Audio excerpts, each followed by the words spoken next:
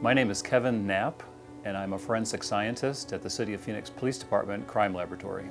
My name is Amy Griffin, and I'm a forensic scientist in the latent print comparative section at the Phoenix Police Department. I'm Jamie Smyers. I'm a forensic scientist for the controlled substances section of the Phoenix Police Department Crime Laboratory. My job duties are as a DNA analyst. My specialty is latent print comparative, which means I compare latent prints from crime scenes as well as inked prints. What I do in the controlled substances section is I test unknown substances for the presence of a controlled substance or an illegal drug.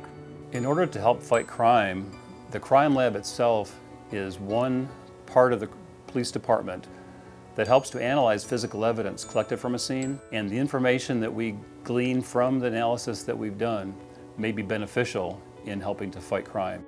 Unknown substances that are found on persons or at a crime scene are brought into the controlled substances section, and I am responsible for identifying what the substance is and if it is controlled in Arizona, and then I identify how much of the substance there is. In this day and age, it would be very difficult to fight crime without the use of the crime laboratory. It's the collection of that evidence, the analysis of that evidence. We're trying to find evidence that might put a person at the crime scene. One thing many people may not know about working in forensic science is it will require you to testify in court. In my particular section in latent print comparative, there's an entire training module to prepare you for that day, which includes mock trials to help you get comfortable testifying in front of your peers and then eventually in front of a judge and potentially a jury. In my college education and then the first part of my career, I never dreamed of working at the police department and analyzing physical evidence in crimes. It was exciting to hear the types of positions that were available in the crime lab, the types of analyses that were done, but I never dreamed of actually doing this kind of work.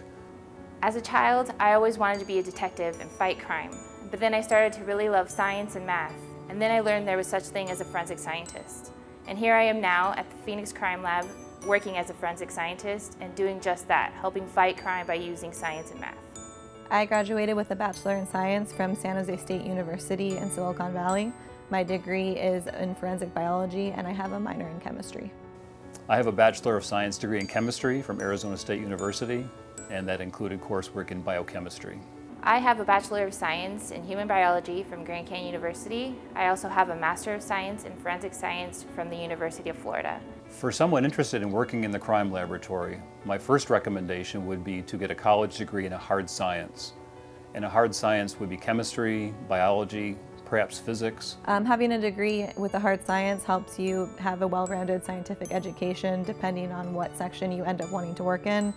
And with a forensic concentration, it gives you experience with what it's like to work in a crime lab. Find a crime lab near you and see if you can volunteer.